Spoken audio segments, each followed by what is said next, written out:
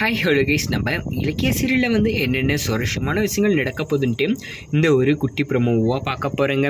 என்னென்ன சுவாரஸ்யமான விஷயங்கள் நடக்க போகுதுன்ட்டுனாக்கா, முக்கியமாக வந்து நம்ம அஞ்சலி வந்து என்ன ஒரு பிளான் போட்டு இப்போ பண்ணியிருக்காங்கனாக்கா, நம்ம இலக்கியா கையில் வந்து நம்ம சரியான ஆப்பை வைக்கணும். என்னென்னாக்கா, அவள் வேலையை விட்டு வந்து தூக்கலான்னு வந்துட்டு நம்ம அந்த கடைக்கு வந்து போயிட்டு பண்ணாங்க. ஆனால் எந்த ஒரு விஷயமும் வந்து என்னாச்சு அங்கே வந்து நடக்கவே இல்லை. ஆனால் இந்த ஒரு டைமில் அவங்க போட்டிருக்க பிளான் என்னன்னாக்கா, இவ இங்கே தான் வேலை செய்கிறா அப்படின்ற ஒரு விஷயம் வந்து அவங்க வீட்டில் இருக்கிற எல்லாருக்கும் வந்து தெரியணும். அது மட்டும் இல்லாமல் இவளை வந்து அவமானப்படுத்தணும் அப்படின்ற ஒரு விஷயத்துக்கு என்ன பண்ணாங்க நம்ம அஞ்சலினாக்கா, இப்போ நம்ம கார்த்திகை வச்சு வந்து நம்மளுக்கு ஒரு பிளானை வந்து போட்டு பண்ணா இல்லைங்களா, அதே மாதிரி நம்ம கார்த்திகை வச்சு இவளுக்கு ஒரு ஆப்பை வந்து அடிக்கணும் அப்படின்னு வந்து சொல்லிட்டு ஒரு விஷயத்த பண்ணாங்க.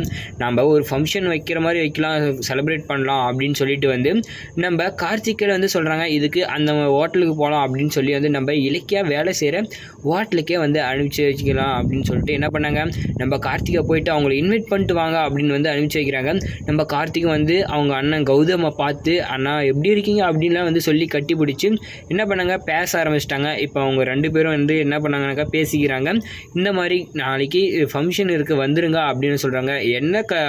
எந்த கடையில் அப்படின்னு வந்து கேட்கும்போது தான் வந்து நம்ம கார்த்திக் வந்து சொல்கிற விஷயத்தை கேட்டு பயங்கரமான ஷாக் ஆயிடுறாரு நம்ம கௌதமும் நம்ம இலக்கியாவும். இது என்னடா கடை அப்படின்னு வந்து பார்த்தனாக்கா, நம்ம இலக்கிய வேலை செய்கிற கடைங்க. சரி, அந்த இடத்துல வந்து கூட்டின்னு போயிட்டு என்னமோ ஒன்று நாளைக்கு நடக்க போகுது அப்படின்னு சொல்லிட்டு நம்ம இலக்கியா என்ன பண்ணாங்க, சைலண்ட்டாகவே இருந்தாங்க. சரி, அங்கே வந்துடுறாங்க எல்லோரும்.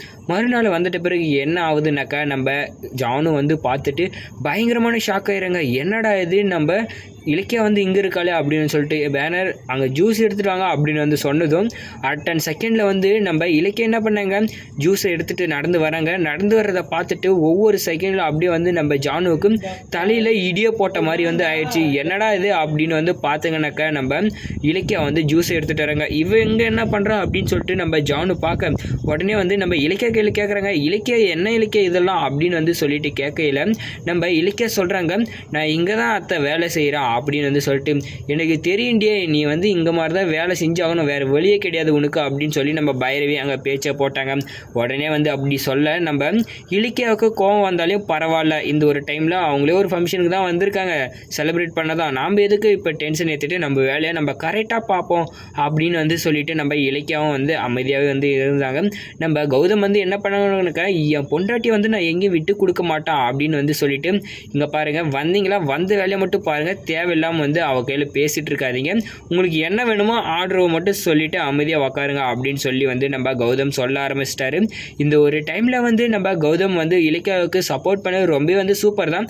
எப்பயும் வந்து நம்ம இலக்கியாவை அவர் வந்து கைவிடக்கூடாது அப்படின்னு நினைக்கிறவங்க வீடியோக்கு லைக்கை போட்டு, இப்படி கேவலமாக பேசணுங்களா இந்த பைரவிக்கு என்ன மாதிரி தண்டனை கொடுக்கலான்றதையும் கமெண்ட்டில் கமெண்ட் பண்ணி நம்ம சேனலையும் சப்ஸ்கிரைப் பண்ணிக்கோங்க.